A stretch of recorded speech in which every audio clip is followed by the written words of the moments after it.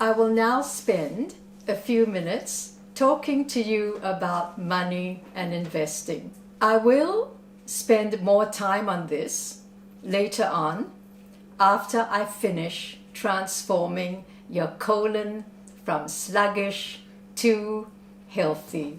You have learned how the right food keeps you healthy. The right choices you make with your money will keep your bank balance healthy. My dad taught me one very important thing. He said, never rely on a job to help you secure a financial future, because a job depends only on you. You need to build income that comes from assets that keep producing. Think of a well. You dig it first, the water comes later. Think of a tree that you've planted and will produce fruits that are ripe and will keep on producing season after season. Interested or not?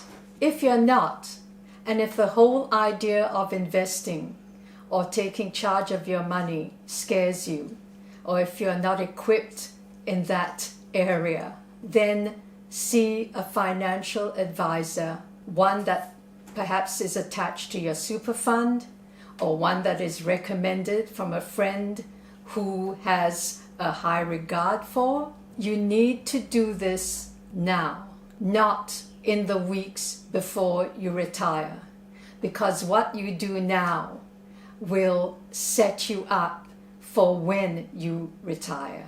Now, for those who are in their 20s, what can I say? I think you're spending too much. When I was your age, and here I go, every bit of money I received, I saved. And when I had enough, by the time I was 18, I bought shares, because by that time, thanks to my dad, I learned a lot about them. So let me suggest that if you had an extra $50 and you needed something urgently, spend $40 and save $10. Keep doing this and put it aside in another bank account. I know that today interest rates are almost negligible, but to see money growing in an account that you are not going to use is a very lovely feeling. And I have this theory that abundance attracts more abundance. So keep that in mind. I heard this at a seminar many years ago, and I thought it was so good. And this also applies to you young, high-spending people.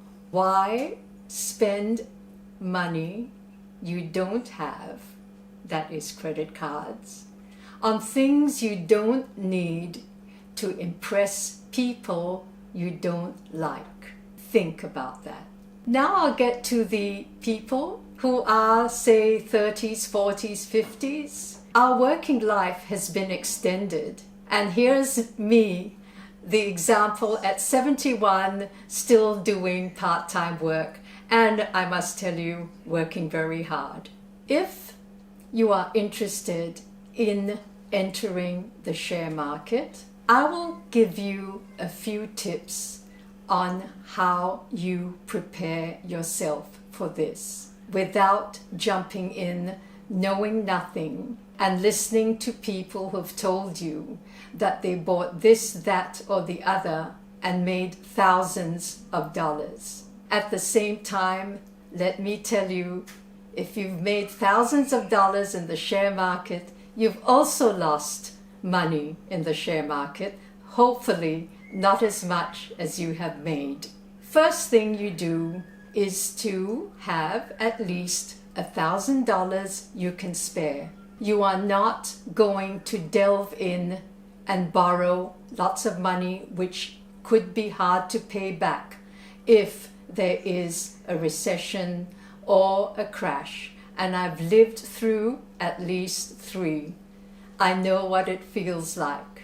Next, start an account with an online broker. I have used ComSec, and you can use ComSec as well, or one that is attached to the bank that you deposit your money with. When you start an online account, you will have access to a lot of information. For example, if you're interested in Commonwealth Bank shares, you enter that on your watch list, and there will be icons there to show you what their announcements were, how much dividends they pay, and to their annual reports. I personally do not look a lot into their annual reports. I look at their bottom line, how much their revenue was, and how much they paid out as dividends to their shareholders. Maybe some of the words I've used are still foreign to you. You could read more in the business times of the paper, buy a few books, and one very popular book is The Barefoot Investor. You could get Rich Dad, Poor Dad, and I do think there's a lot of information you can get, provided you have an interest and you are willing to give some of your time into research and reading. Lastly, to me, the things that I have learned the most from is by talking to people. You would think the people you would get advice from would be high-fly business executives, company directors. But I got my information by listening to, firstly, when I was younger, my father's friends, and as I grew older, to anyone who I sensed had some understanding of shares and the share market. I also observed things that were around me. And I'll give you an example of my favorite stock, which was A2 milk. 5 years ago, walking in a supermarket, I saw this in mostly every trolley, and I thought, I've never seen this milk before. I went up to one of the ladies who had this in her trolley, and I asked her, what's the difference between this milk and the others that are in the freezer? She said, well, I find that I'm a little bit more tolerant to this than the other milks. So I rushed home, I looked it up. I saw that A2 milk was only recently listed on the stock market. Now this is without looking at any of their announcements. I just told all my friends, buy this. It was 40 cents. Now I could mention a lot of others. I could also mention the shares that I have lost money on. But you really, really need an understanding that investing is about the future. And the future is where the money is going to be made. And if you look around you, you will see the signs that are so clear. Number one, 5G. Everything will work on 5G. So where would you invest in 5G? You would invest in some of the telcos. I am not a financial advisor, and I am not allowed to actually tell you what shares to buy. You just need to do some research. The second thing I observed a long time ago was that people needed more help with their health. They had sleep apnea, and there were a couple of companies making these devices to help people with sleep apnea. Number three, lots of garbage being thrown around. So what do you think? Do you think the dumpsters, the carriers that pick up the garbage and tip them somewhere with a mountain of stuff, do you think they are worth a try in putting your money? And lastly, pathology.